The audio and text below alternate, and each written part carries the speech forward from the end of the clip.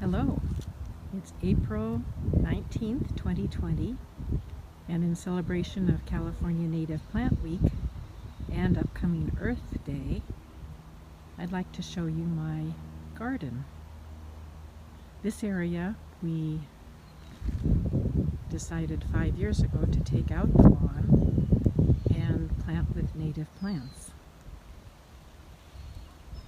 I'd like to show you some of them that are now flowering and very beautiful.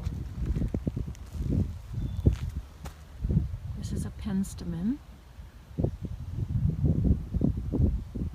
Margarita BOP, and it's been blooming for several weeks, and I expect from the looks of it, it will bloom for a couple of weeks more.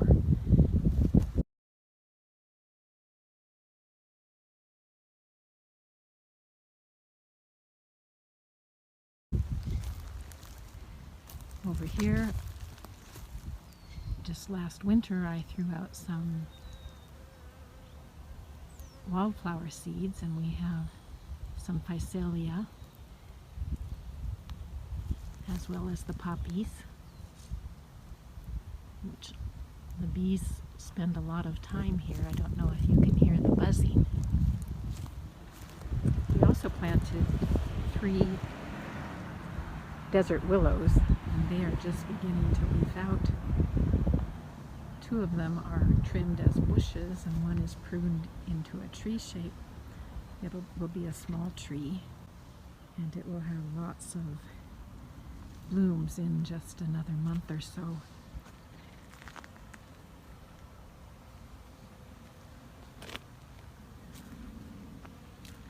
Just in the last couple of days, the YARROW has started to bloom.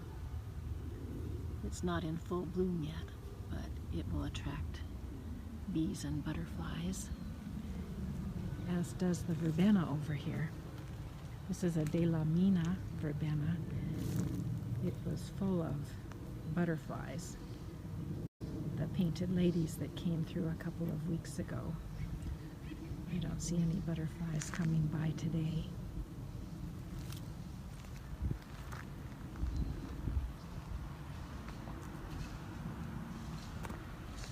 This is a lovely plant. This is an ERIOGONUM. SULFUR flowered, it's called.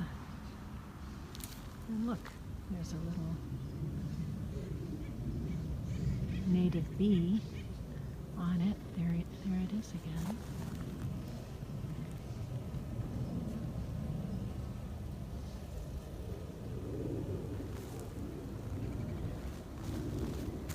This is some BAILEYA, also called desert marigold, and it seeds around the yard. Usually it starts its new plants in the middle of the DG path. It really likes sandy, gravelly places, but then I've transplanted it to other places in the garden. This is a white sage that volunteered right under the willow tree, wouldn't you know? And this is some California fuchsia that expanded greatly. I may cut it back next fall, but it will have flowers in late summer and fall and will be a good source of nectar. At that time, I've noticed lots of bees, native bees, butterflies, hummingbirds, and other birds in the garden since we changed it from lawn to native plants. Here's some more PHACELIA with some bees.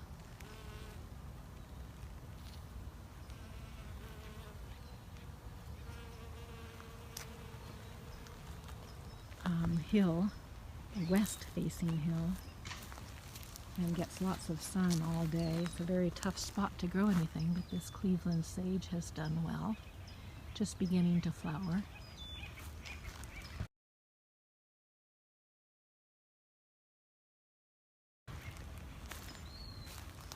And there's another sage over here I've been really happy with. It's finished flowering about a month ago, and now it's starting again because of all the rain we've had in April. It's called Gail Nielsen. It's in a really tough spot, and it's been a beautiful plant.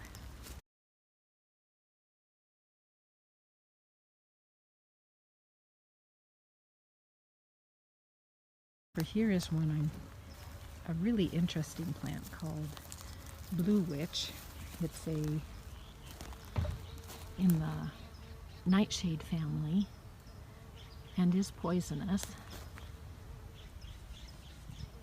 but it's been giving off volunteers. You can see a little baby plant there. Last winter I transplanted one to a place further down the hillside.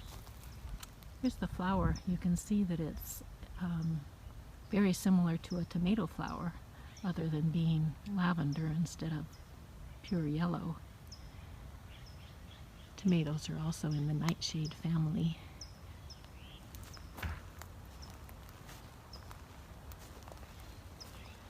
Over on the other hillside, this is also west facing, is some Artemisia that's been a really nice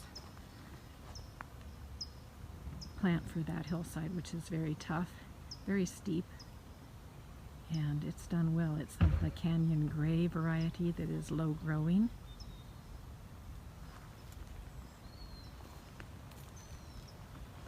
I planted a trio of alder trees. That was before I realized that they really are a riparian species and like lots of water year-round.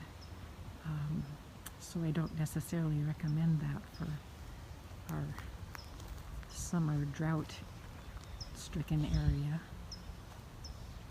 Anyway, so there it is. That's basically 4.5 years into a native plant transformation. Forgot to show you the woolly blue curls, which also has done really well. This is in a really dry spot, so it doesn't get irrigation, and it likes it that way. And it's been, this plant is about 2 years old, has done really well. So, thank you for coming on this little walk with me, and I hope you'll consider planting some native plants in your garden.